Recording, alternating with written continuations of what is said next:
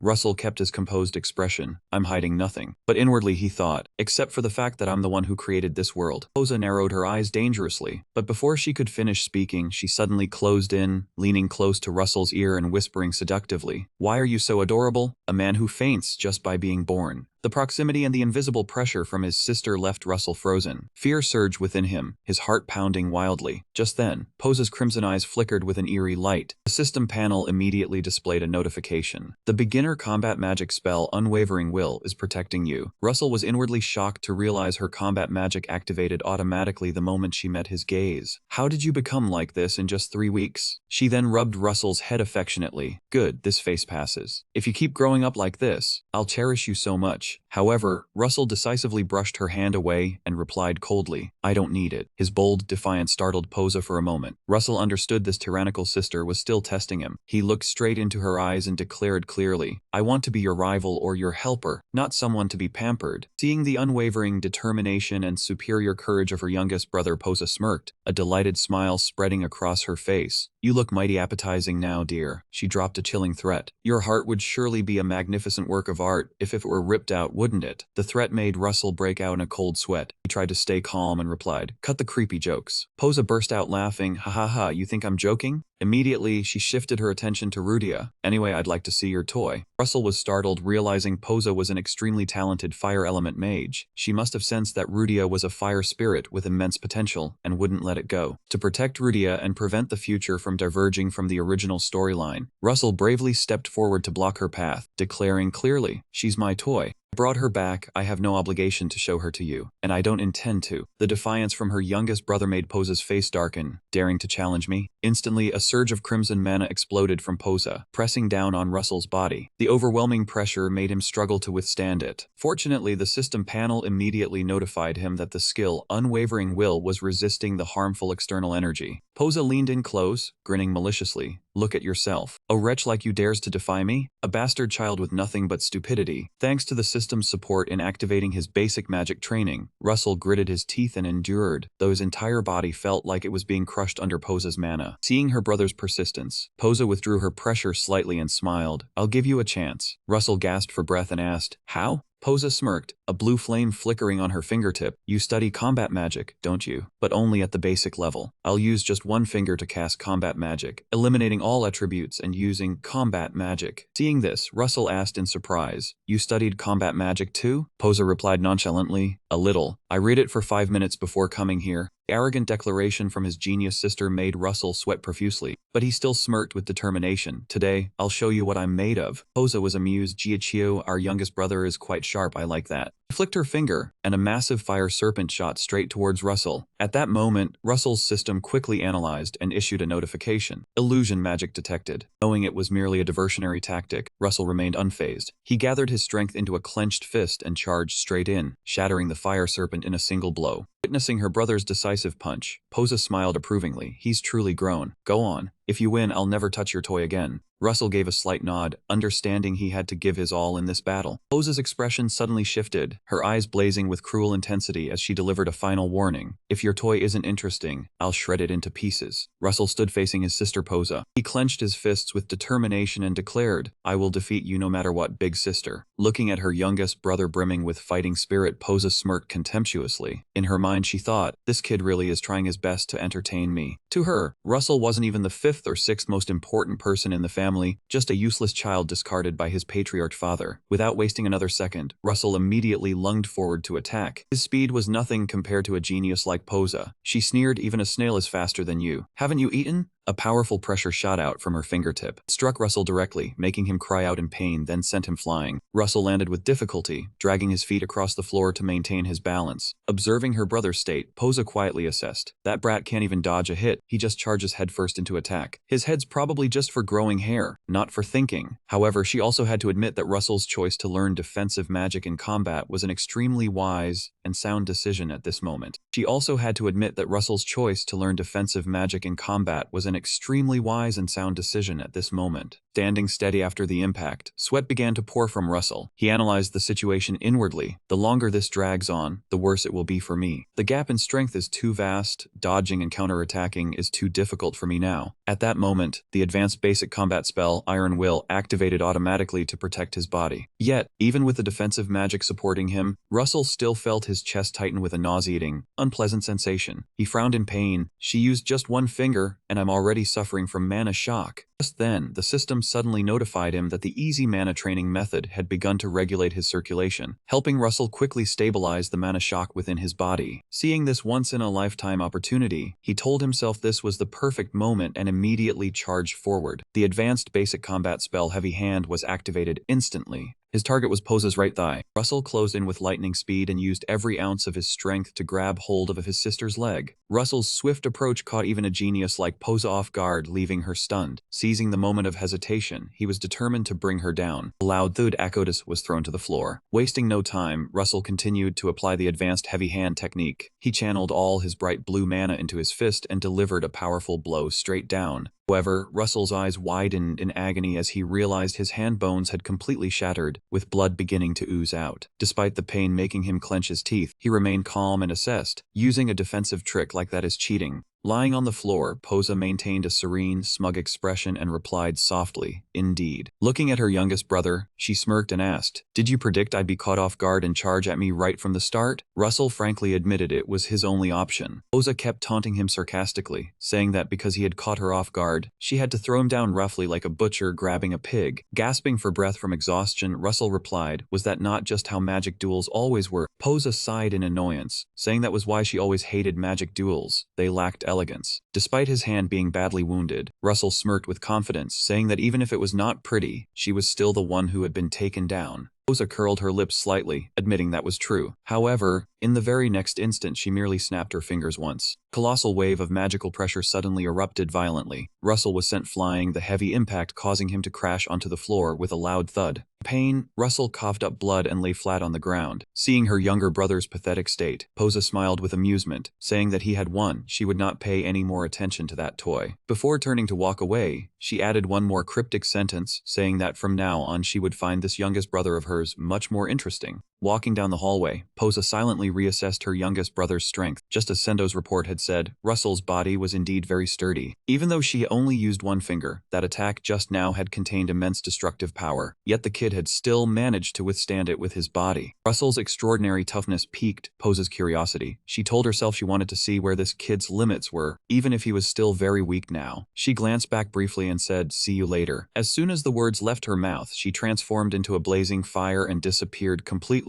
Lying back in the room, Russell clutched his chest in pain, groaning ceaselessly. While walking, Posa was deep in thought. What caught her attention more than his physical toughness was the fact that Russell had swallowed her mana whole, almost as if the kid had actively absorbed it. Though there were special mages in the world with the ability to absorb mana, Russell's case was different. That was why she had deliberately infused a bit more mana to test him, and sure enough, the kid had indeed absorbed a portion of it. From the shadows, Sendo quietly appeared beside Posa and suggested she should cherish the seventh young master of Zadia, because that kid was very interesting. Sendo curiously added, "It seems she had given the boy some kind of new gift." Posa smiled a calculating smile, admitting that was right. But that thing would destroy what was inside his body if he did not know how to control it. In his own room, Russell knelt on the ground amidst the debris, clutching his chest with one hand, gasping for air. He thought to himself that every time his sister Posa visited, he ended up in a life-threatening situation. The system panel displayed that the self-regeneration technique was healing his body. Looking down at his hands, he saw the wounds slowly closing and the bleeding had stopped. However, this magic had consumed most of the mana in his body. Right after after a strange resonance phenomenon occurred between the self-regeneration, the easy mana training method, and external factor, Russell, exhausted, sat down heavily on the floor. Staring blankly at the blue notification panel that suddenly appeared, the conditions for body restructuring have been met, beginning the restructuring process. He could only exclaim in shock, "What?" A violent pain immediately struck from deep within his body. The system warned that the restructuring process would be accompanied by extreme pain. He collapsed to the floor. Russell gritted his teeth, telling himself he had to stay conscious at all costs. He felt as if his entire body was shattering, the bones inside turning into fine powder. From inside his ears, a stream of pitch-black liquid began to seep out and flow down. The black liquid continued to pour from Russell's eyes, nose, and mouth. The bone-deep pain was unbearable, and he let out a miserable scream. The gruesome sounds of bones cracking and splitting echoed from his hands. At that moment, the self-regeneration technique activated automatically. Russell realized his shattered bones immediately reassembled at a dizzying speed. At the same time, the advanced iron will technique flooded into his body to provide support, right in the middle of his desperate struggle for survival. The door to the room was suddenly thrown open violently. Hera and Rudia rushed in frantically, the maid screaming, "Young master!" Seeing Russell kneeling on the ground, emitting a brilliant white light amidst a thick fog, Hera was startled and wondered if he had been poisoned. But she quickly dismissed that thought, because no poison could be this potent. She wondered if that strange mist was being produced by his own body. At that moment, the system coldly announced that the body restructuring process required a large amount of mana. Russell began to panic as he clearly felt the mana source in his body being drained completely, like a bank account at the end of the month, with no idea where it went. The situation grew more critical as the system warned that if the mana deficiency continued, the restructuring process would be interrupted and cause extremely serious side effects. Russell lay helpless on the floor, thinking in despair as he realized he had not a single drop of mana left to sustain it. At that very moment of crisis, his eyes flew open in astonishment as he felt a warm surge of energy suddenly envelop him. Right in front of him, Rudia was pouring out all her strength. "Russell, I'm not sure what is happening, but I will help you." The system immediately notified that Russell's body was absorbing pure mana. Russell quickly realized this was Crimson Flame, a fire carrying immense energy directly related to the refinement settings he had created earlier. Even knowing Rudia was just acting on instinct to save him, he was still deeply grateful and silently sent thanks to the girl. Thanks to this timely help, the energy gradually calmed down and stabilized. A system chime sounded, announcing that the body restructuring process had been completed. Right after, another notification appeared. A segment of the novel related to the unfinished story had officially been unlocked. Seeing the light gradually fade, both Hera and Rudia rushed over in a panic, shouting his name worriedly. At the same time, the system panel displayed brilliant blue text. The basic trait, Heavenly Gift, hidden deep within Russell's body, had been successfully activated. Simultaneously, he had the basic conditions to begin cultivating high-level combat magic. The innate attribute, Heavenly Gift, was now officially active. Looking at his toned and powerful body, he was stunned and wondered, Heavenly Gift. This was the limited edition premium feature he had set exclusively for the main character. In the original story, the Heavenly Gift, when combined with the Sword Saint attribute, would create an ultimate attribute known as the Heavenly Emperor. That was the initial physical attribute of Master Ka, the true main character of this novel. Russell was utterly bewildered, from the clear eye to the main character's innate physical attributes. Why would a background character like him, running around on errands, possess all of these things? But there was no time to think much about it. He turned and called to the maid Hera, "Get me some clothes." Hera hastily bowed, "Yes, young master." Looking at the two girls before him, Russell reminded himself that he absolutely had to keep this a secret from everyone. Soon after,